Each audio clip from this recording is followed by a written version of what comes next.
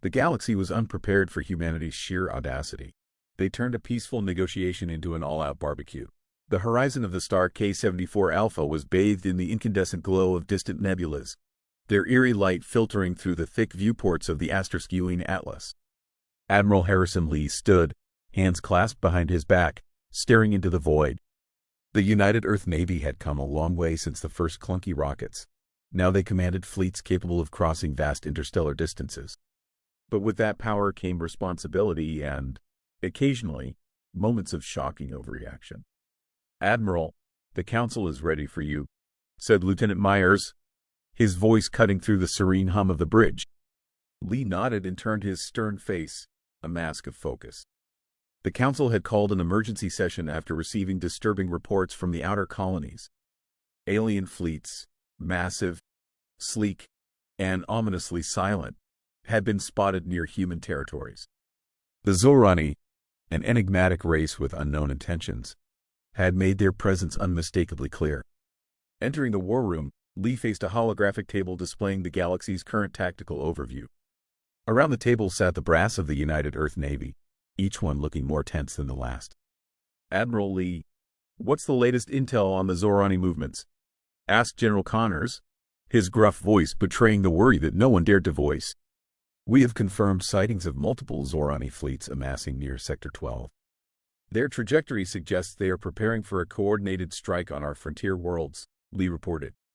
"Given their technological superiority, our defensive measures might not hold without significant reinforcements." Connor frowned. "We've tried diplomatic channels, but they've either ignored or rejected our attempts. They want something, and they're not asking nicely." The room fell silent, the gravity of the situation sinking in. The Zorani's capabilities were largely unknown, but humanity had never backed down from a challenge. "Admiral," said President Allen, who had joined the meeting via hologram from Earth, "we need a decisive action plan. We cannot afford to wait for them to strike first. What do you propose?" Lee took a deep breath. "It's time we show the galaxy that humanity will not be intimidated. We strike first, and we strike hard." Operation Hammerfall. The room erupted in a mix of shock and approval. Operation Hammerfall was a contingency plan, a massive counteroffensive designed to annihilate any enemy fleet before it could pose a significant threat. It was a high-risk, high-reward strategy, but desperate times called for desperate measures. "Are you certain, Admiral?" President Allen asked, her holographic eyes piercing. "This could escalate into an all-out war." "It already is, ma'am. We just haven't accepted it yet," Lee replied, his voice steady. "Our window for a preemptive strike is closing. We need to act now." After a moment's pause, Allen nodded. "You have the green light, Admiral. Godspeed." The UN Atlas, flagship of the United Earth Navy, cut through space with lethal grace. Alongside it, an armada of battleships, cruisers, and support vessels moved into formation, ready to execute the most audacious military maneuver in human history. In the Atlas's hangar bay, Commander Robert King oversaw the final preparations. Pilots donned their exosuits, mechanics fine-tuned their starfighters, and Marines conducted last-minute checks on their gear. The atmosphere buzzed with a mix of tension and excitement. "Commander, all units are reporting ready," said Lieutenant Graham, his young face pale but determined. "Good. This is what we've trained for. Let's give the Zorani a welcome they'll never forget," King replied. As the fleet approached the Zorani armada, the bridge crew worked with clockwork precision. Sensors scanned for any anomalies, communications monitored enemy chatter, and weapon systems primed for maximum firepower. "Admiral, we're within range," reported Myers. "Awaiting your command." Lee's eyes narrowed as he took in the sight of the alien warships, sleek and formidable. The Zorani vessels floated in perfect formation, their eerie blue glow a stark contrast to the human fleet's utilitarian design. "All ships, this is Admiral Lee. Engage Hammerfall protocols," he ordered. "Commence attack." The void of space erupted into chaos. Human battleships unleashed a torrent of missile and energy blasts, their coordinated strikes aimed at the heart of the Zorani formation. Starfighters swarmed out of hangar bays, darting between the massive vessels, engaging enemy fighters in a deadly dance. The Zorani, caught off guard by the ferocity of the human assault, scrambled to mount a defense. Their sleek ships fired back with plasma beams and railguns, but the sheer volume of the human offensive was overwhelming. "Enemy shields are holding, but we're making a dent," reported Myers, his voice tense with excitement. Lee watched the battle unfold, his mind racing through potential scenarios. The Zorani were formidable, but humanity's strength lay in its adaptability and relentless spirit. "Deploy the Valkyrie," Lee ordered. In the Atlas's hangar, a massive hatch opened, revealing the Valkyrie, a prototype superweapon designed for one purpose: Overkill. It was an experimental railgun capable of firing projectiles at near light speed with devastating accuracy. "Commander King, you have the honor," Lee said over the comm. King grinned, his face lit by the glow of the weapon's charging coils. "With pleasure, Admiral." The Valkyrie fired, a blinding lance of energy streaking through space. It struck the lead Zorani dreadnought, piercing its shields and tearing through its hull. The explosion was spectacular, a silent inferno that consumed the vessel in an instant. "Direct hit," cheered Graham, his voice echoed by the whoops and shouts of the crew. But the battle was far from over. As the Zorani reeled from the initial shock, they regrouped, their ships forming a tighter defensive grid. Their counterattacks intensified, and the human fleet found itself pushed to its limits. "Admiral, we're taking heavy fire," reported Myers. "Our shields won't hold much longer." Lee's jaw tightened.